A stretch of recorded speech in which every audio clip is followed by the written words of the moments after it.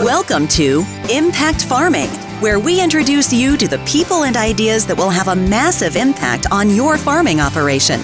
Brought to you by Farm Marketer. Sit down, start the engine, and let's roll with today's show. Hello and welcome back to another episode of the Impact Farming Show. Today we have Terry Betker returning to the show to join us on an exciting topic. How are you, Terry? I'm doing well. It's just absolutely beautiful. Beautiful today. I love summer. It's just hot. I know, me too. And that's my favorite weather. The hotter, the better. Yeah. So today we're going to be talking about a hot topic as well.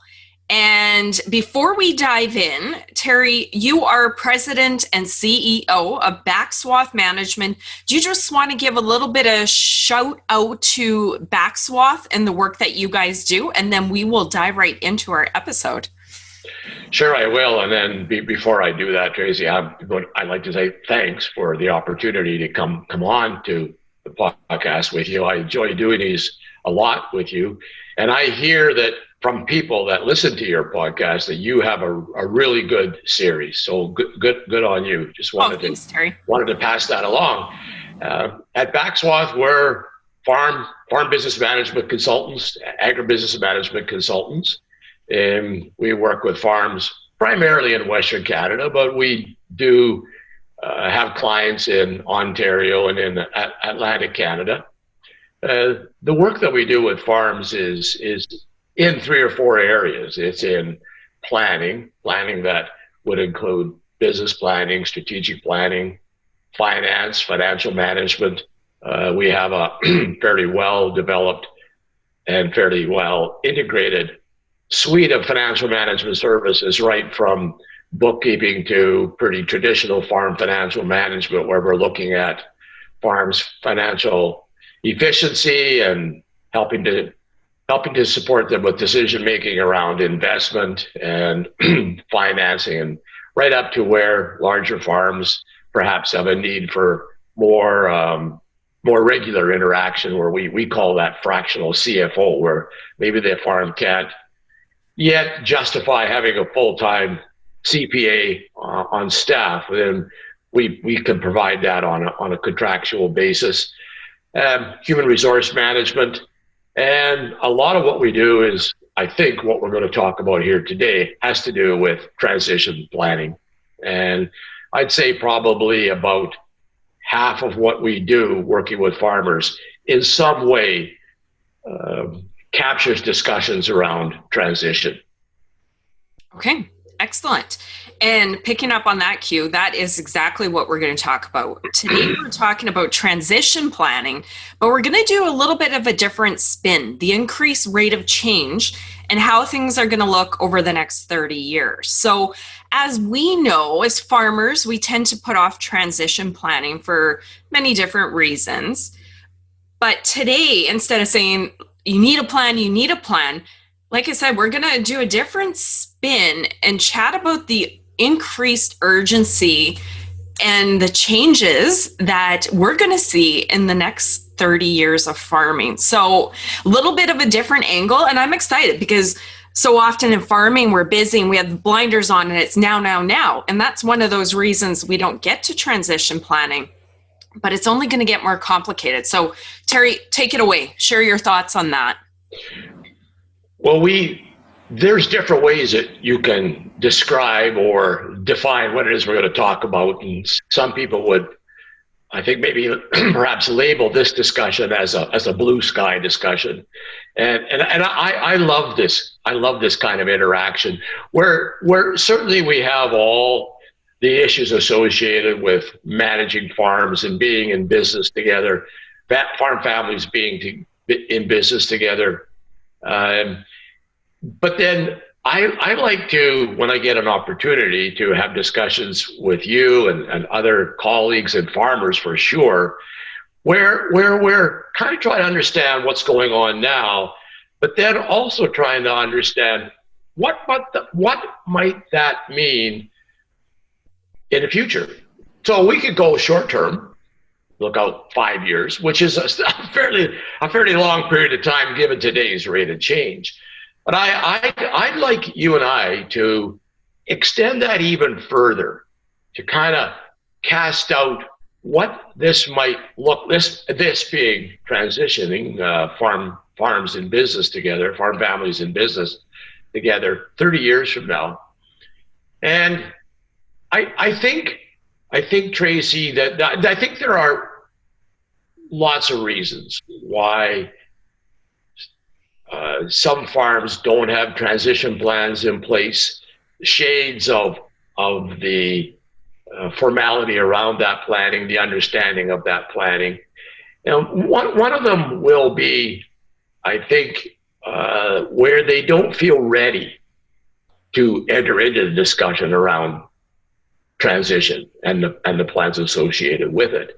And I think for some farms, there are implications to not being ready to have productive, proactive discussions around transitioning the farm to the next generation. Where my head goes and what I'd like to talk about is what are the concerns, or what might the challenges be with not being ready to transition a farm or to have those discussions 30 years from now. So that's what I'd like to talk about here. And one of the ways that I was thinking we could kind of set the discussion up here would be just to ask a rhetorical question. And so anybody that's listening to this presentation, given that we're in 2021, to take a minute and think back to what their farm might have looked like, or farms they knew might have looked like 30 years ago, say early 1900s, 1991, say perfectly 30 years ago. And then try to understand what would the discussions have been at that time around succession planning, transition planning. What would have got drawn into those discussions? And by my experience and observations, not a lot, because the businesses typically weren't as complex, and the challenges associated with the transition then weren't as complex either. But as you said earlier, things change, things have changed, things will continue to change, much more complex now. And then just if we take another second and ask people listening to think forward, well, this was the farm that my family was involved in 30 years ago. This is kind of what we're doing now, and how we're organized and who's involved and what's going on. And then, wow, what might that look like 30 years into the future in 2051? So with that framework, that's what I'd like us to kind of drill down into today, Tracy. Okay, perfect. So on various shows that we've done together, we've used the 3-circle farm family business model. And I think that is the common model that most farm advisors use. And I think, seeing that we're talking about transition now and 30 years from now, why don't I get you to reintroduce that for people that haven't heard about it before, and then we'll use that as a framework and then go through each of those circles and go, what does this look like in 30 years? I think that might be a nice, easy way to navigate through this conversation. Do you want to share that model? I can.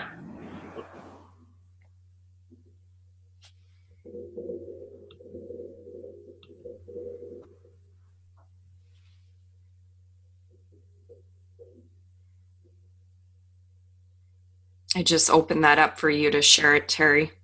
Okay, and I go to the slideshow. There.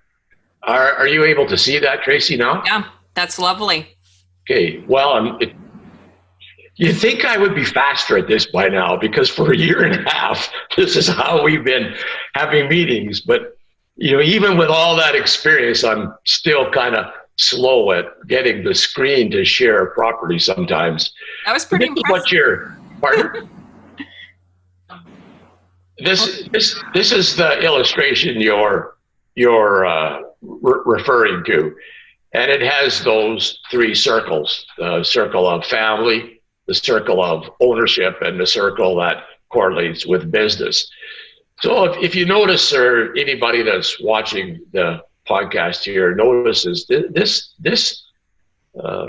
this illustration, this framework has been around for a long time.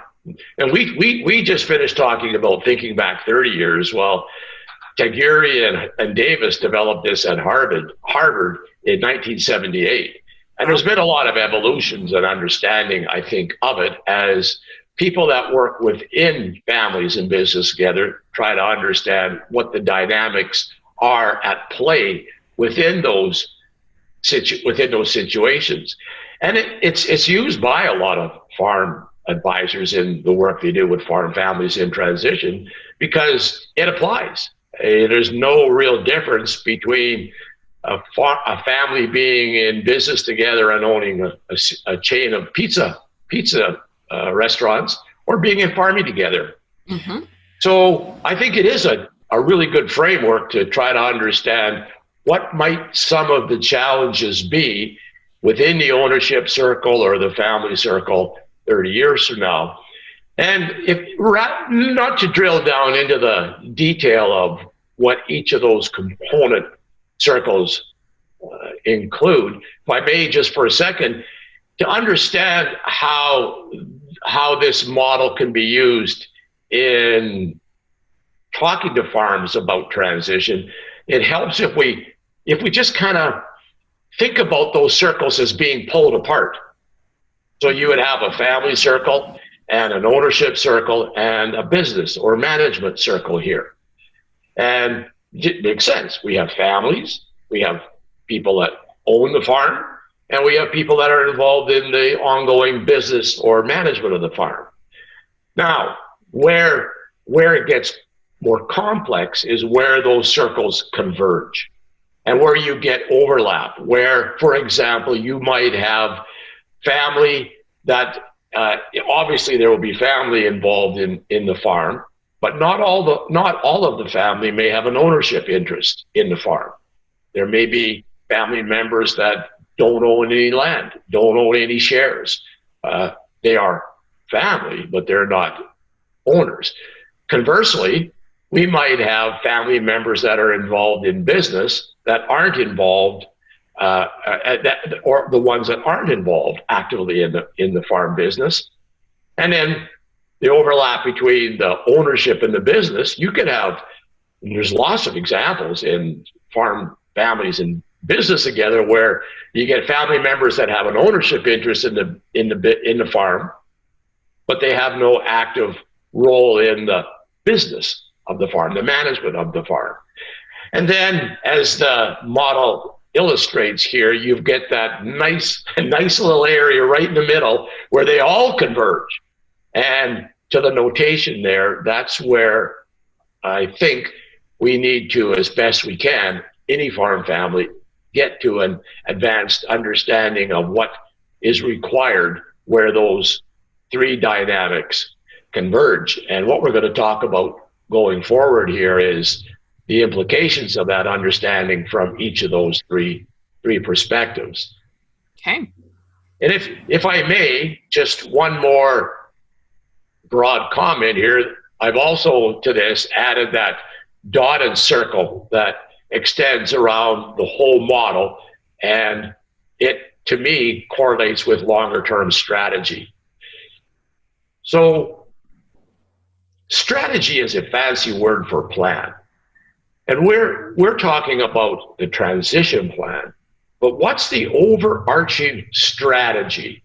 What's the overarching plan that the family who is in business together in farming have that's going to, as best it can, ensure the likelihood that they're still going to be farming together in 30 years from now? So to me, that the importance of having clarity and understanding of the strategy is important now, way more important than it was 30 years ago. And my belief is that increasingly it's going to be even more important 50 years from now, or 30 years from now, to the point that, Tracy, farmers deal with risk all the time. Yes. And I think one of the greatest risks that they're going to face in the next 30 years is getting offside on the strategy and end up with a plan that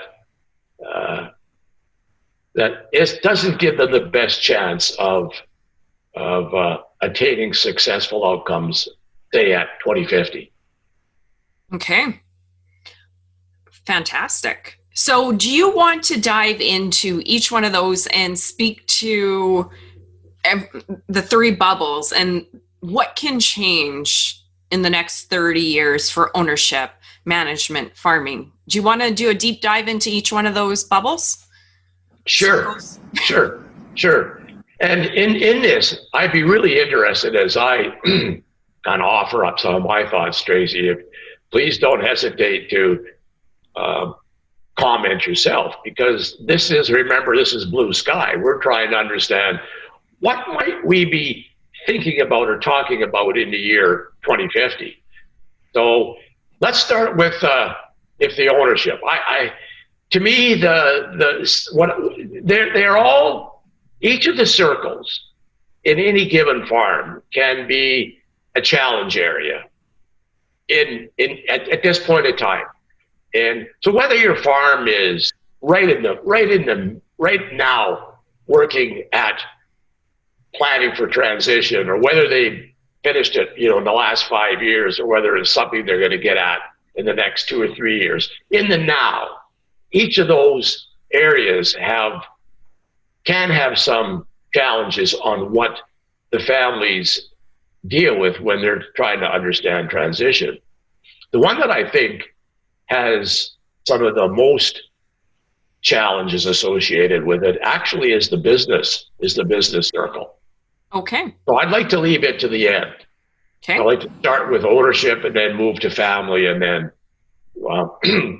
conclude the talk at business. Okay.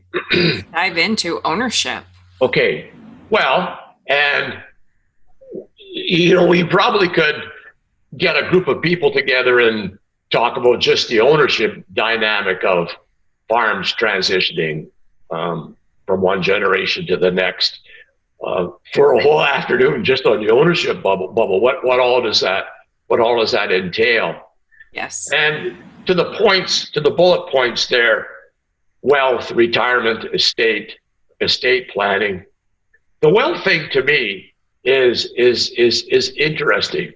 There's been quite an accumulation of wealth within farm families in the last 15 years. And there can be lots of arguments made where that wealth is going to continue to aggregate in farms.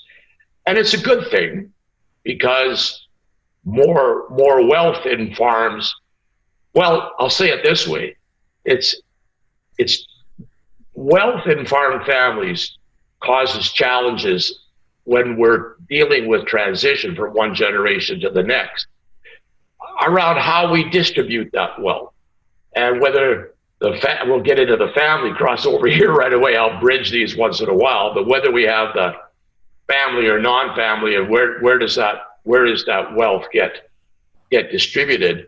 At the other end of the spectrum, farms that haven't been able to aggregate much wealth become increasingly challenged to transition farms to the next generation, largely because the capital costs associated with farming continue to go up. Yeah.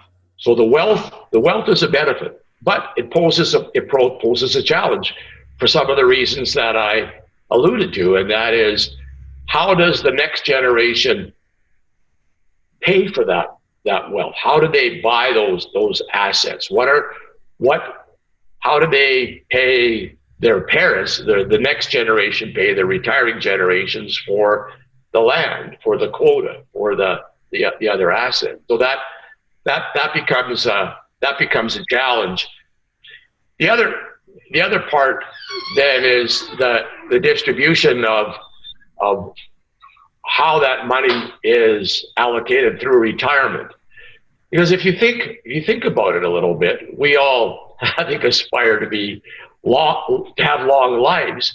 But there is a lot of science out there that says that people are going to continue to perhaps live longer.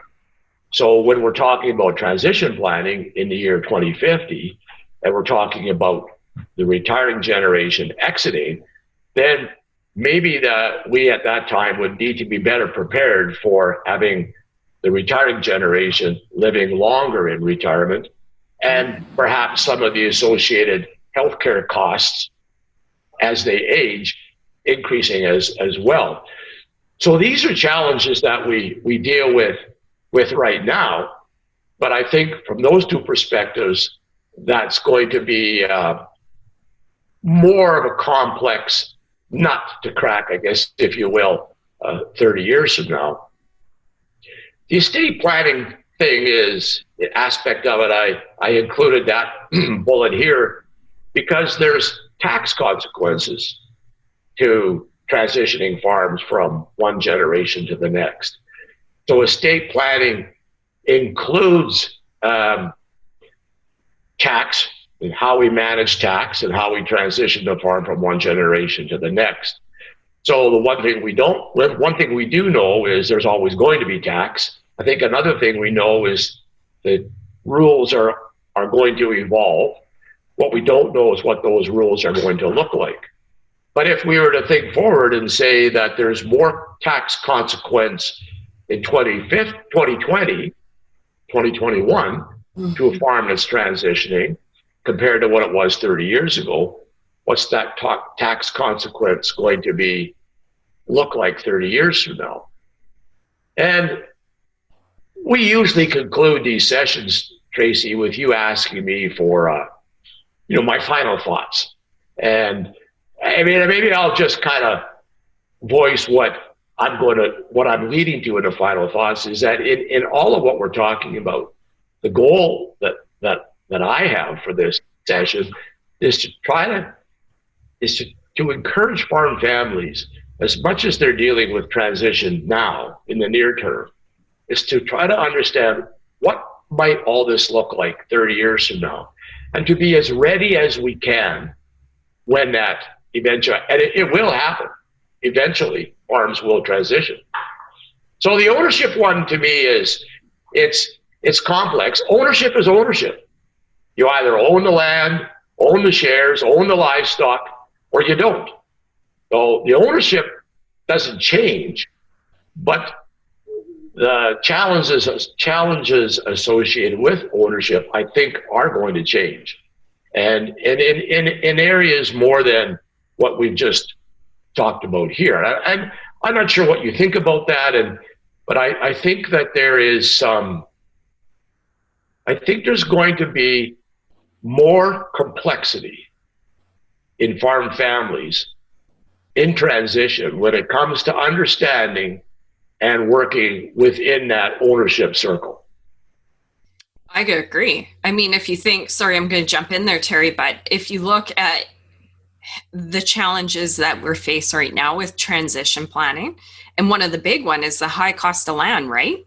And then the fair and equal among the siblings. And one of the things I want to pick your brain on that I think's only going to get more extreme as land gets more expensive and it gets maybe more challenging to distribute that. And as farm kids get more and more removed from the farm, you made a comment one time about in 30 years about more absentee land ownership. Did you want to comment on that? That one really kind of piqued my interest because you're right. I mean, a lot of kids leave the farm. And as land gets more and more expensive and kids leave the farm, pick up on that. I'm curious what that looks like in 30 years. I'm glad you brought that up because I completely forgot about talking about that. Yeah, yes. Already there are, they don't own, I'm going to refer to, don't have a great percentage of the ownership of land. I think it's less than 1%. But these are the investment groups, the Canada Pension Plan and the other groups of investors that come along and are wanting to buy farmland as part of their portfolio. That's a form of absentee landowners.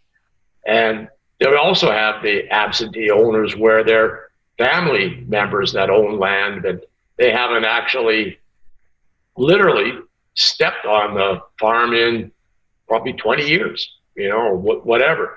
So there's going to be, I think, a different structure of ownership, and possibly rightly so, because if you think forward 30 years, is it even feasible, and we don't know this, but is it even feasible for a farm 30 years from now to own the same percentage of the total farm that they farm as they do now?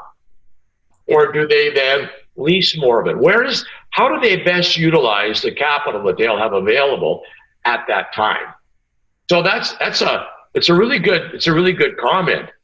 There will be different tax structures involved that will, I think, enable some of that ownership, those different ownership models. But yeah, I think you're absolutely right, Tracy. There will be more. There already are absentee landlords, and there will be more of them. I'm curious also, and this is coming from a weird angle because I love farming, fully believe in it, want family farms to continue on, but we're going into the financial end, which is okay. But when we look at ownership, and you kind of alluded to this, the price of land, that's our biggest expense in farming, right? And the price is going up and up and up. And I assume it's going to continue to go up. At what point can the next generation not afford? And you kind of maybe mentioned this, or maybe I'm picking that out, but that's exactly it. Is there outside capital that does need to come in? Because at some point, as we all know, we tend to not make more for our commodities. Our calves aren't worth that much more than they were 10, 20, 30 years ago. What's that going to be in 30 years? Are we going to be at the same price for calves in 30 years, but land that's $2,400 in our area, is that going to be $7,500? Like, I think that's a big consideration too. What's going to happen to ownership just due to the price of land?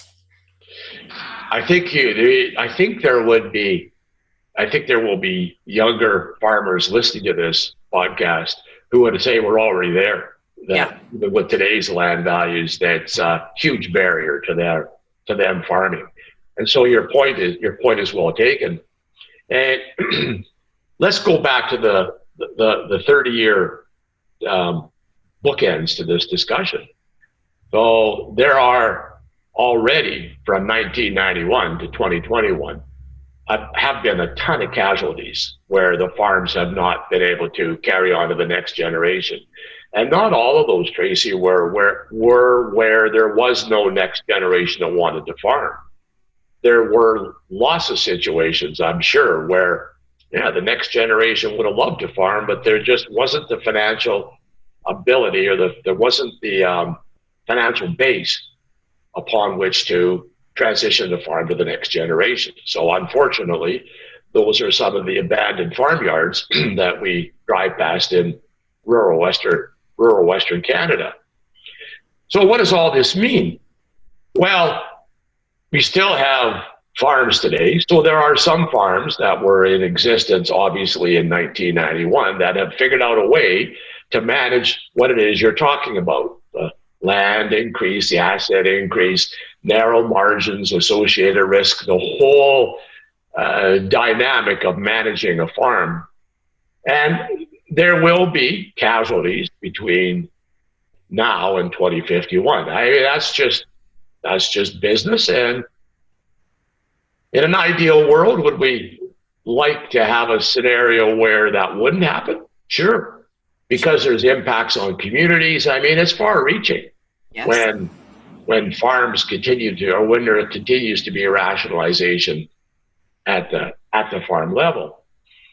But to your point, I don't have the answers to those things, nor does anybody. But to me, seems to me, part of why I wanted to have this discussion is, and no guarantees, but farms that I think in general are more proactive in their understanding of the business and how the business is managed stand a better chance of having successful outcomes and still being a family farm 30 years from now. And one of those pieces that I think needs to form more of an active part of that ongoing business discussion, year to year business discussion, is readiness for transition. It can't be at a very, very basic level, Tracy. I don't think farms have. I don't think they have the benefit of. Let's just say it this way. I don't think farms can deal with transition in 2021 like it was done in 1991, and then set it aside and only pick it up 30 years from now. I think it's got to be more of an ongoing discussion. I agree. I do. Okay. Ownership. Yeah. I'm just checking my notes. We had a few things I really wanted you to cover. Do you feel that you covered what you wanted to talk about for ownership? Sure. You and I have done enough of these that if we forget something, we can very capably just circle back. Yep, we can do it. Yeah. So do you want to touch on family, what that looks like a little bit right now? And as we are talking about, what could that look like in 30 years? Yeah, well, family is family. Family will always be family. So the dynamics of family are well, unless Tracy, then you could have another podcast on this. Unless there's some kind of social change or change at that very social level of our population where we redefine family, but I don't think that's going to happen in the next 30 years. So, what's going to be different? And I think the biggest differences are where one or two things that are going to occur. Already, we see there being more generations that are 2 or 3 times removed from the farm. It's common for me to get introduced to somebody, and so one of the first things you do is well, who are you, and that sort of stuff. And people in our world, because we're talking about agriculture, in our world, people like typically to go back, and even if they're not farming, well, yeah, I grew up on a farm, or my father grew up on a farm, or there is some connection to the farm. Yes. And I think that's going to be, even by 2050, probably 2 or 3 times further removed. Well, what's the implication of that? Well, I don't think that it's going to necessarily have a great impact on how the work gets done. And we're going to feed animals, grow crops, tend to the business. But I think where the potential complication is going to come in here is where you have a greater gap between the active farm family members and the ones that are part of the family that really haven't been associated with the farm for 2 or 3 generations. So there's enough change going on in farming, even in the last 50 years. If we could even try to anticipate that rate of change over the next 30, it's going to be increasingly difficult or increasingly challenging for the family members who aren't actively involved in the business to understand what's going on in the farm. Yeah. And so then how does that start to impact on the transition? Well, as these circles suggest, there's these areas of overlap. So logic to me says that the further the non-farming family members are removed from day-to-day activity on the farm, the more impact that's going to have on future transition. Okay, so that's point one. Point two is kind of interesting, though. Point two associated with that to me, and actually I have one farm I'm presently working with, have for a few years now, where they're absolutely in the situation I'm going to describe. So the amount of money required to farm, to get the land, to get the equipment, is huge, as we all know. And the point that I'm going to make is, let's try to imagine that the farm, there is no next generation farm family, and the farm assets get either sold or rented. And then we get somebody 2 generations hence, where young man or woman, 16, 22, or whatever, say, boy, I wish I could farm. I wish my grandparents had never sold that farm, because I love this farm, but it's just not feasible right now. And so the consequence to me in this, of trying to understand the implications of families farming together now or 20 or 30 years from now, is for the opportunity of someone in that family that really hasn't been actively associated with the farm for 10 or 15 years, who finds someone in their family that says, hey, could I farm? And if we manage this transition and plan for what this might look like, say, in 30 years, then there's a chance that opportunity may exist. Yeah. The third aspect of this is where I think we're going to have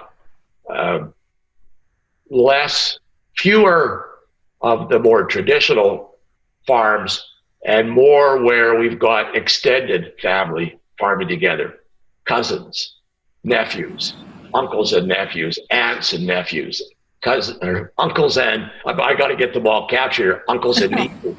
But I think cool opportunity on this show. Yeah, exactly. But there already is more of that. Now, I bet you we could get 10 farms on here where they have experienced in siblings farming together and cousins trying to farm together. And I think a lot of them have put their hand up and say, hey, this isn't easy. Yeah. And that to me adds a dynamic. It makes sense on one hand for, say, cousins to farm together, as opposed to trying to each of them to have the capital, so the duplication of capital, that at that very theoretical level is there's some benefit to trying to be more efficient that way, but there's challenges associated with that. And as these farms get bigger, then one of the complexities that's going to come to impact on how families might farm together in 30 years has to do with understanding how the cousins could collaborate. Or then we get the cousins' kids. So now we got second cousins, and then all the dynamic of there's relationships, and it just becomes hugely more complex. Absolutely. So the ownership is ownership, and who gets what, where the wealth is, and how that gets transitioned is one thing. Understanding the family through transition and who and how might be involved in these farms 30 years from now is even, I think, requires a greater level of understanding, or will require a greater level of understanding, Tracy. Okay, that makes sense. I'm thinking here as you're talking of a family I know out in Manitoba here, out in our area. There are 3 cousins that farm. The dads were 3 brothers farmed. Now the 3 of the boys, there's more children, they farm.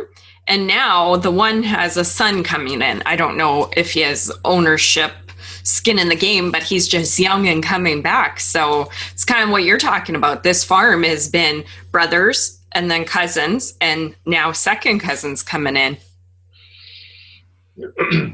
Some of them will figure out how to do it. Others will struggle. And my suggestion is, back to what I said a little while ago at the end of that ownership discussion, is we should try, or farm families should try to keep some focus on how that's working.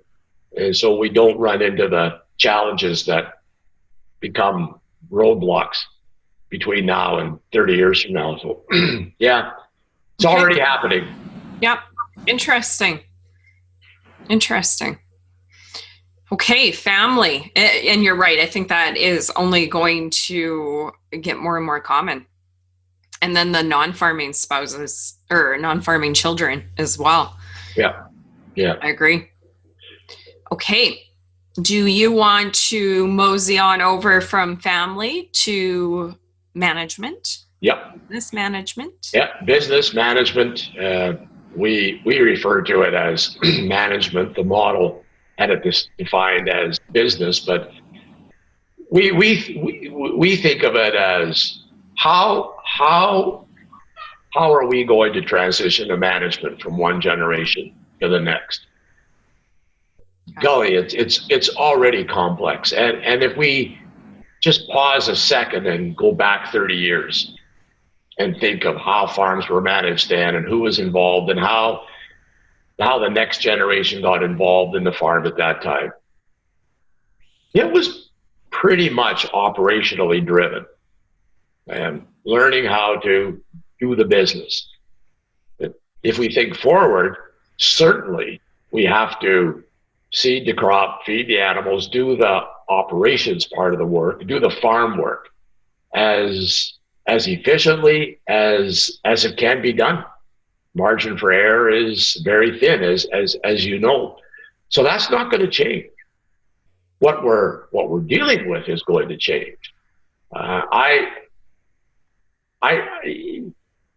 think. Well, I think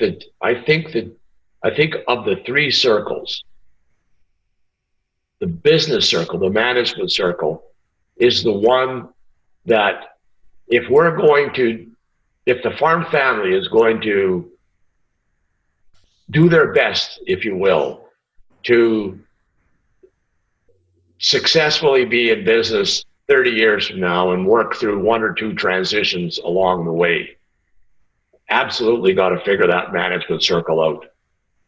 And it's more complex than it's ever been, for a whole lot of reasons. Hey, we already talked about finance. So just quickly, capital's gone up.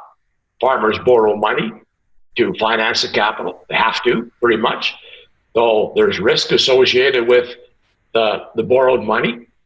And then the profit margins tend to be kind of skinny. And as the capital goes up and the risk goes up and the margins stay a little bit skinny, that widens that gap. And so the attention to detail in how the business is managed becomes increasingly important. And I think while we have, I should have added another bullet.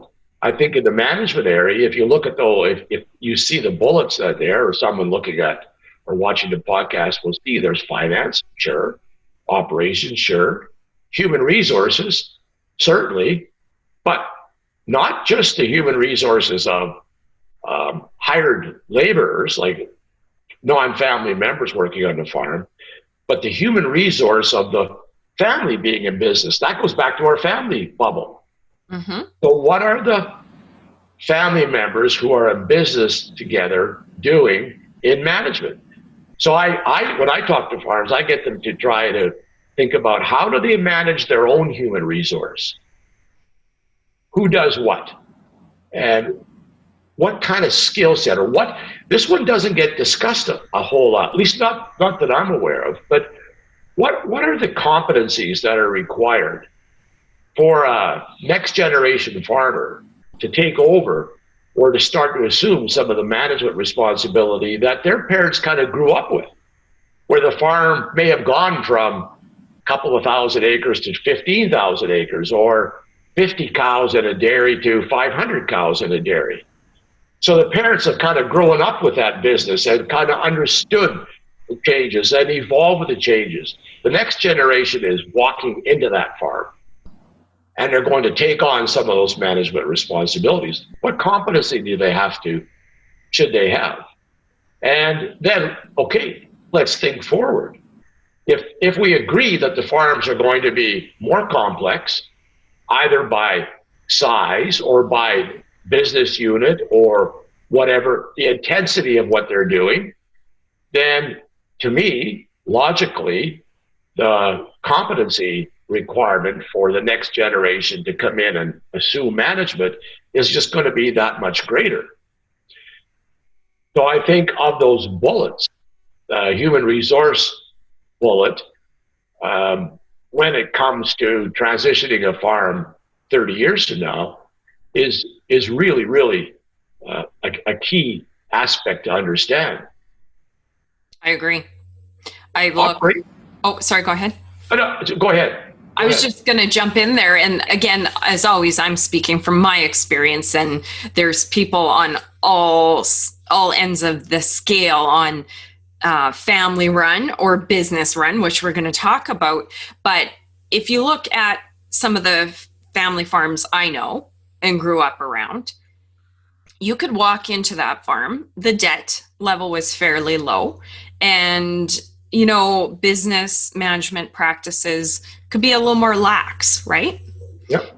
Now I look at our farming operation, debt level is high, we're young, and we are expanding. You look at our farming operation, you make a financial mistake or you're not on top of your numbers, yikes.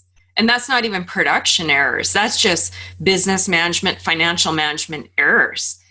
So from the farm that we operate to the farm that I know, again, there's massive, great big operations that are very business savvy, and again, all ends of the scales. But if you look at what I knew growing up to the debt level now, credit got a lot easier than it was back in my grandpa's age. So, I mean, there's no judgment on business management. It's just now we access credit and grow faster than our parents and grandparents. So my farm operation, if I had a kid and I wanted them to take over, kids are kids, and I wanted them to take over this farming operation, the number one skill I would have them master is business.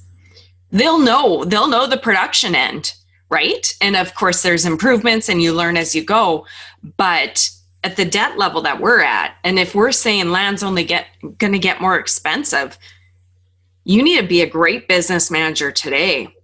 Oh my gosh, you almost need to be a Harvard MBA to make the cash flow and the financial responsibility of farms 30 years from now. Holy smokes. Your comments caused me to think of this is a few years ago now. We're talking about families and farming, so it's all the same stuff.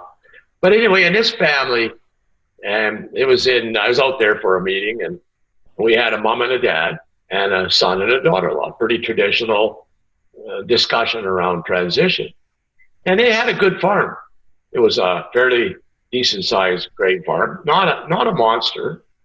And they had two non-farm businesses. So there was quite a bit of activity going on. And I won't forget this. We were sitting in the office. They had a bit of a formal office structure, and just the way that we had the people sitting, I actually was sitting in the chair where the farm manager would have been sitting, and the other four people were, just sitting across, so-called, from the desk from me. And we went through this discussion, and to your point about how and what is required to manage this business now, the farm and the businesses, and what the young couple needed to focus on. The son said in that meeting, and this is the piece that I'll never forget, He said, I don't want my butt glued in that chair. And that's where I was sitting. Mm. He wanted to farm. Of course Which to him was he wanted to drive the tractors and do the work. But to your point, where did his butt need to be glued to that chair? And not 24/7, but by golly, it has to be emphasis on the management, on the business part of it, as you described. And as we're talking about it, logically, I think it's only going to become increasingly more important 50 years or 30 years from now. I keep getting that mixed up. Terry, I'm going to jump in really quick. And that's a hard part I find with farmers and business owners. We tend to farm because we love to farm.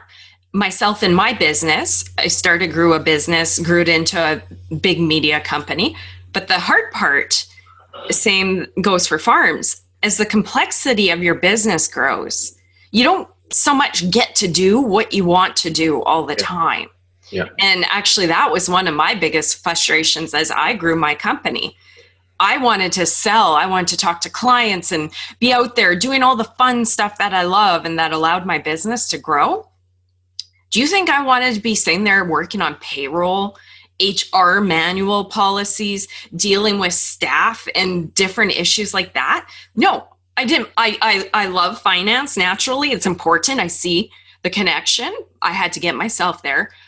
But the hard part is the bigger a business gets, more of the success, of course, we need to produce our crops and animals, but more of the business success relies on our business savviness, even though that might not be where we want to spend our time. Yeah. I agree with you completely.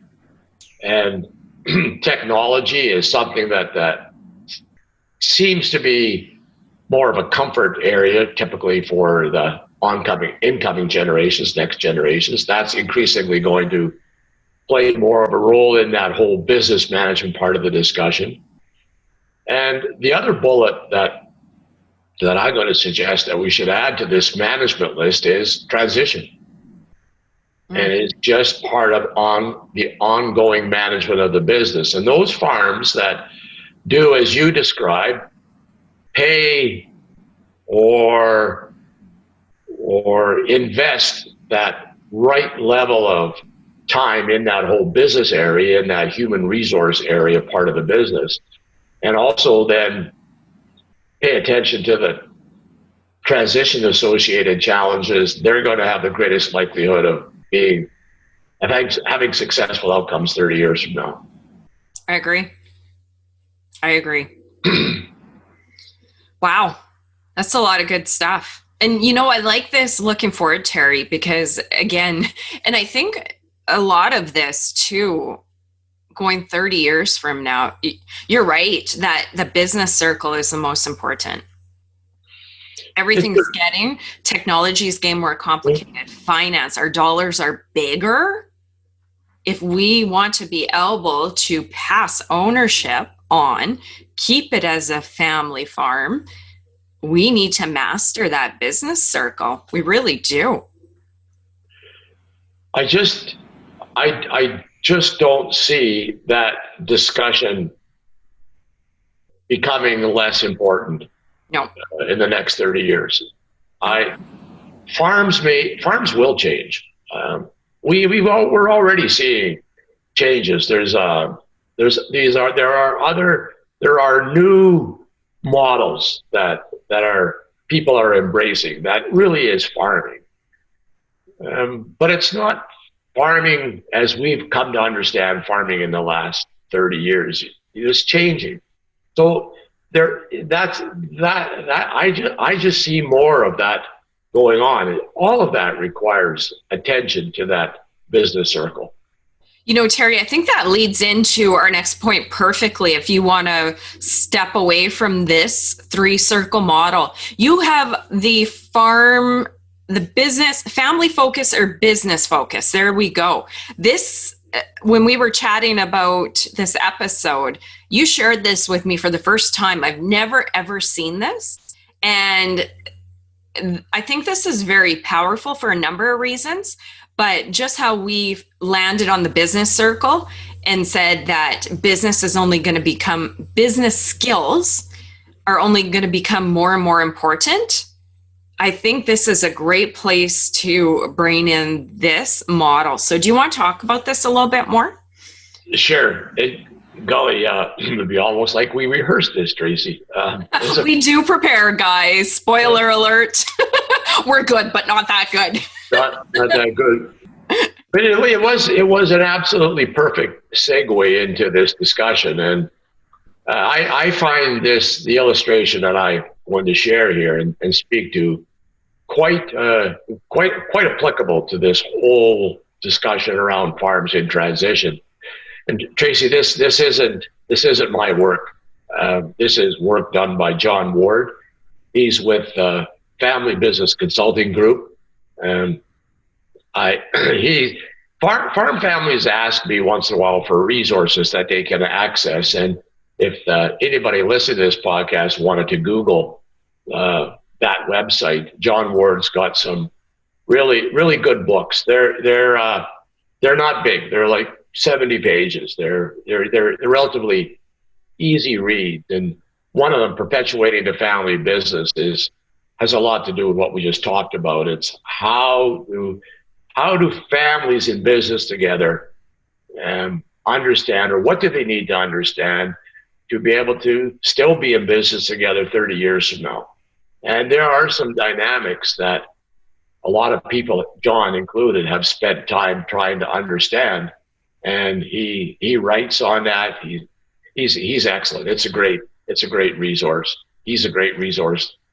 So anyway, having said that, what he has put together is this continuum of families being in business together, where what you have at the two ends of this vertical continuum here, Tracy, on the one side, where we had just concluded and you segued into this discussion, spoken of the importance of attending to the business management part of farms in transition.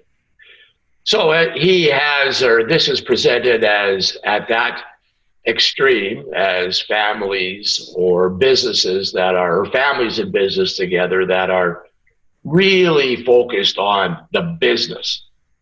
And then we get the other end of the continuum here, the top of the continuum here is where we have families in business where there's less focus on the business and more focus on the family. Yes. And his contention is that neither the extremely family-focused approach is the correct approach, nor is the extreme business-focused approach the right approach, because John contends that either of those extreme focuses won't enable the likelihood of families staying in business together into the future.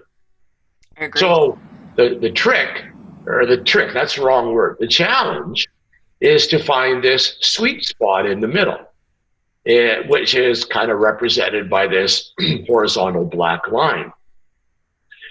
And there's some more pieces to the illustration coming here, and what John goes on to talk about is the businesses that are too much focused only on the family ultimately will fail because there's not been enough attention on the business.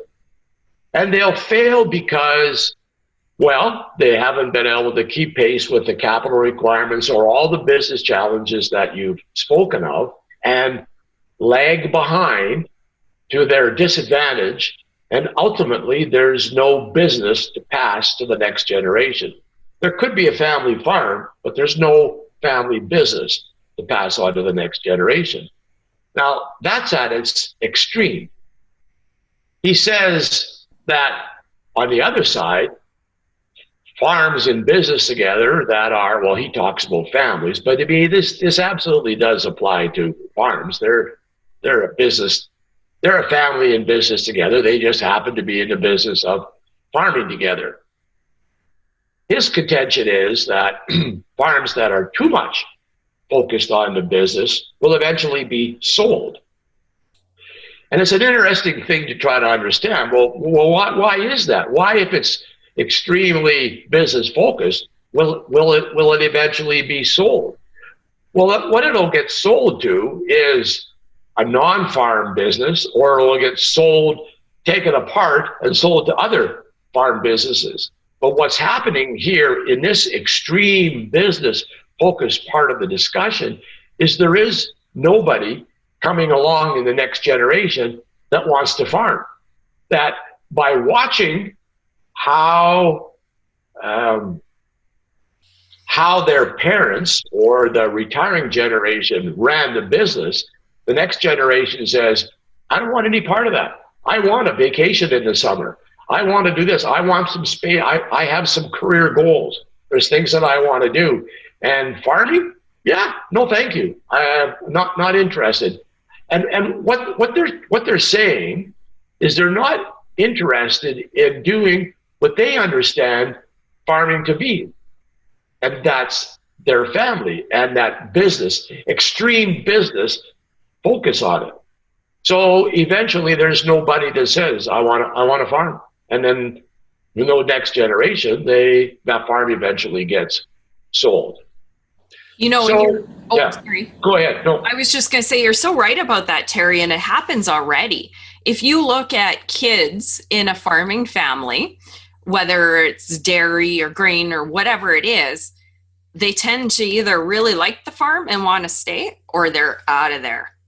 And I'm picking up part of that, a piece of that is because exactly like you just said, they go, oh my gosh, like I want to travel. Life is bigger than this farm, but our parents never left. We never did any vacation. It was all about the farm, right? So then, hopefully one of the kids like farming and it continues on, but where that extreme focus on the farm only and not so much on life outside the farm could lead you to have nobody that wants to take over the farm.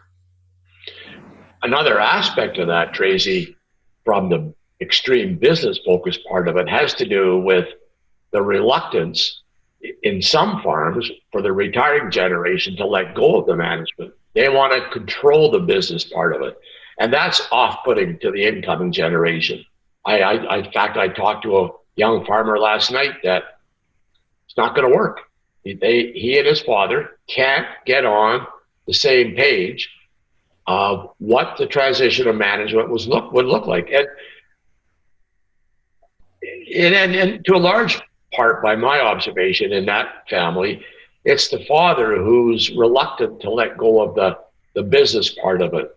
It's just too much a part of who he is. There's nothing else but the business that I'm in. And the next generation in this case, and it's disappointing, I think, doesn't see that there's a space for him. There's no place for me in here. So actually he's doing something else. He's got a cool little idea and he's pursuing it. Oh, good. I want to do one more play on that, Terry, building on the episode that we're talking about. Okay, so farmland values are X right across Canada, the US, wherever people are listening, they're pretty high. And I'm sure everybody in the audience goes, wow, we're sitting on a lot of land. Does it make sense to continue farming? Every once in a while, Anthony and I joke, we go, hey, let's sell it all and retire. Yep. And then we go, then what? We're too young. But here's a thought. Land is worth a lot right now. If you like it, you stay in, just like I said. But let's say a family operates very much business oriented and they operate by the numbers and they're focused about all that. So let's fast forward 5, 10, 15, 20, 30 years. What are land values? If a farm family is very much business focused, chances are they might make that decision to sell because that might be the smart thing to do, where they were so extreme that this is just assets that they don't have the emotional connection that will continue the farm on. Such an interesting comment, Tracy, and we just don't have time to go here, I don't believe. But can of worms. If a farm if a farm doesn't transition to the next generation, if the next generation decides that they want to do something else in their life, is that failure? No. I think for some farmers they think it is, but I don't think I share your opinion. No, it's not failure. What if we were to spend some time thinking about that, we might come to think about the farm that carries on, even though the next generation doesn't really want to do it. They feel somewhat obligated to the legacy. Yeah. There'll be people out there who would say, no, that sounds more like failure to me than saying I don't want to farm and the farm being sold off. Yeah. Interesting thought, Tracy. I love to open those can of worms right at the end of our episodes. Yeah. Stay tuned. Yeah, stay tuned. So where I made the comment earlier on about adding that bullet of transition. So how does a farm family take a look at what they're working with in, say, near-term transition in 2021 and try to understand what would give us the best chance to be having this discussion 30 years from now? And it's got to do with some of the ongoing business management practices. So ensuring that we have a common vision, so that within the farm family or within the family together, whether they're farming or not, that there's this vision for the farm where we have common values, and we're working towards the same outcomes. The policies, sounds so corporate, but how we do things on the farm, the supporting structures, who does what and what's going on in the business. So this is the work, Tracy, that I think the continuity type discussion that I think should become just an ongoing part of good business management for family farms. And the last comment I want to make on this slide is, I don't think it's possible to keep this bar right in the middle. Amen. There's going to be drift. There's going to be misalignment. We're going to tend at times, or farm families are going to tend at times to become maybe a little too family focused or a little too business focused. And we just need, or the family just needs, through their ongoing discussions, to reflect back and then make the adjustments. If we're drifting too far one way or the other, try to make the adjustments to bring it back to the sweet spot there, I guess, if you will, on this illustration. I love it. This has been a lot of great information, Terry. Thank you so much for joining us, for sharing this. Do you have, I don't want to make you try and top that, but let's wrap up with some final closing words. Is that a good thought? Yeah, sure. No, and happy to do that. So like always, Tracy, any of these resources, if anybody listening wants these slides or anything else that we can help them with by way of resources, we're happy to do that. They don't have to have an engagement with us or end up sending us or getting an invoice from us. I mean, certainly that's the work we do, but there's lots of farm families that we help where it's just sharing resources, having a conversation. Happy to do that. My message is through this was, hey, trying to understand transitioning farms in 2021, more complex than it was 30 years ago. And I would encourage farmers to try to anticipate, well, by golly, it would sure be cool 30 years from now to be having this discussion about transitioning the farm at that time. My encouragement here is to not set that discussion aside for 30 years, but to keep at it between now and 2051. Perfect. Those are amazing words of wisdom, as always.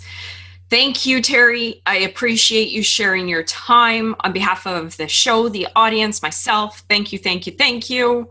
And thank you for joining us on another episode. If you enjoyed this as much as I did, like it, share it, get it out there so other farmers can hear great ideas like Terry just shared. Thanks, guys. See you next week. Bye-bye. You've been listening to Impact Farming. For more great episodes and articles designed to help you manage and grow your farming operation, head on over to farmmarketer.com. Don't forget to sign up while you're there. We will see you on the next episode.